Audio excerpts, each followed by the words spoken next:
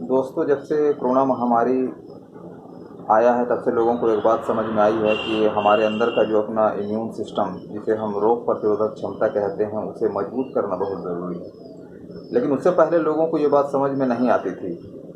जबकि ऐसा नहीं है कि कोरोना बीमारी जब सामने आई, ये महामारी सामने आई, तो बाकी बीमारियां जो है वो बैक हो गई।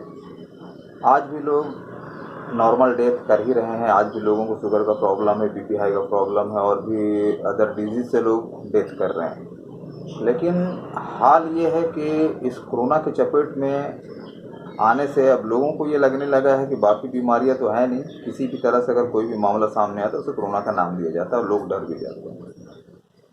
सबसे पहली बात तो है कि इस मामले में डरना नहीं चाहिए, क्योंकि किसी भी मरीज का जो है कॉन्फिडेंस 50% दवा का काम करता है। 50% जो भी ट्रीटमेंट चलाए जाते हैं उससे सपोर्ट मिलता है मरीज को ठीक होने में। बहुत सारे लोग डिप्रेशन में भी चले गए हैं। तो इससे बचने का जो सबसे पहला उपाय है वो तो है कॉन्फिडेंस। दूसरा ये है कि जानकारी रखना ज़रूरी है, और आज के टाइम में लगभग लोगों को जानकारी है, लेकिन इम्यून सिस्टम को स्ट्रॉन्ग करने की जानकारी हर किसी को नहीं है।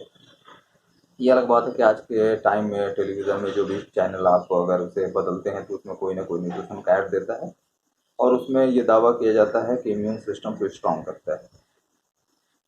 तो होता क्या है कि हमारा जो अपने अंदर का जो रोग प्रतिरोधक क्षमता होता है उसको स्ट्रॉन्ग करने के लिए हमें एंटीऑक्सीडेंट प्रॉपर्टी की ज़रूरत होती है, और ये गहरे फलों में ज़्यादा पाया जाता है, और ख़ासकर सबसे ज़्यादा विटामिन सी में पाया जाता है।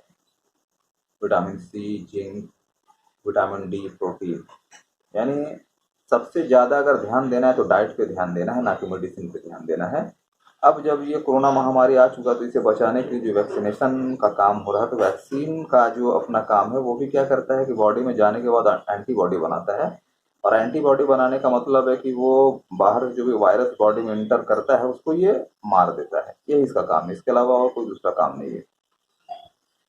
अब दूसरा ये है कि अपने अंदर का जो इम्यून सिस्टम उसको स्ट्रॉन्ग करने के लिए सबसे पहले तो एक जो सही डाइट है उसको लेना है, और विटामिन सी जो है उसको ज़्यादा हमको लेना है। इसलिए ज़्यादा विटामिन सी को लेना पड़ता है क्योंकि स्किन का पार्ट बॉडी में सबसे ज़्यादा है, और स्किन को विटामिन बी5 विटामिन सी की ज़रूरत होती है, जिसे न्यूट्रिशन को एब्जॉर्ब करने की क्षमता जो है विटामिन सी के अंदर है। उसी तरह विटामिन सी हमारे बॉडी में कम से कम 6 घंटा रहने की ज़रूरत है। अगर विटामिन सी हमारे बॉडी में 6 घंटे तक नहीं रहता है तो फिर बॉडी सही तरीके से काम नहीं कर पाता है।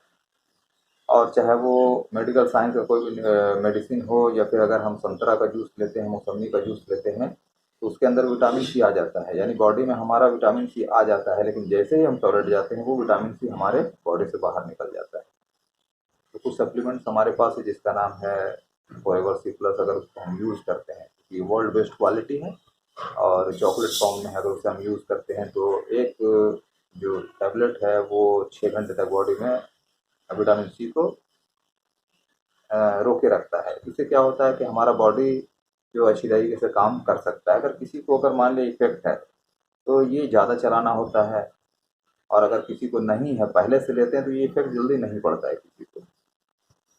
दूसरा क्या है कि आज के टाइम में अगर हम इस चीज़ के बारे ज़्यादा जानकारी लेना चाहते हैं, या फिर अगर जानकारी ले चुके हैं और बार बार उसी चीज़ को देखते रहते हैं, तो हो सकता है कि हमारा माइंडसेट चेंज हो जाए और हम डिप्रेशन का शिकार हो जाए। बेहतर ये है कि ऐसे वक्त में जहाँ हमें सही न्यूट्रिशन की ज़रूरत है, सही लोगों से सही जानकारी की ज़रूरत है, वहीं हमें खुश रहने की ज़रूरत है और पॉजिटिव सोचने की ज़रूरत है। अगर बार बार हम ये सोचें कि बहुत सारे लोगों को हो गया, अगर मुझे भी हो गया तो क्या प्रॉब्लम होगा, तो हर किसी चीज़ का हल है। बेहतर है कि हम सही चीज़ों को सोचें, और सही चीज़ों को सोचने के बाद जो पॉजिटिविटी है वो अपने अंदर ले, और दूसरों को भी हम खुश रहने की सलाह दें।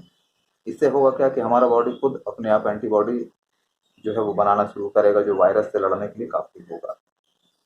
दोस्तों, इस मैसेज के ज़रिए मैं यही कहना चाहूँगा कि आज के टाइम में बहुत सारी सस्ती चीज़ें भी हैं जिसे हम यूज़ कर सकते हैं, लेकिन जानकारी रखना ज़रूरी है।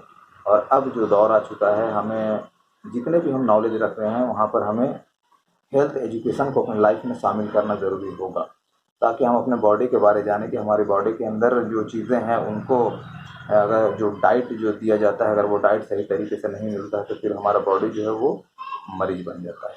बेहतर है कि सही डाइट को हम जानें, सही डाइट का सिलेक्शन करें, खुश रहना सीखें, पॉजिटिविटी अपनाएं और दूसरों को पॉजिटिव मैसेज देने की कोशिश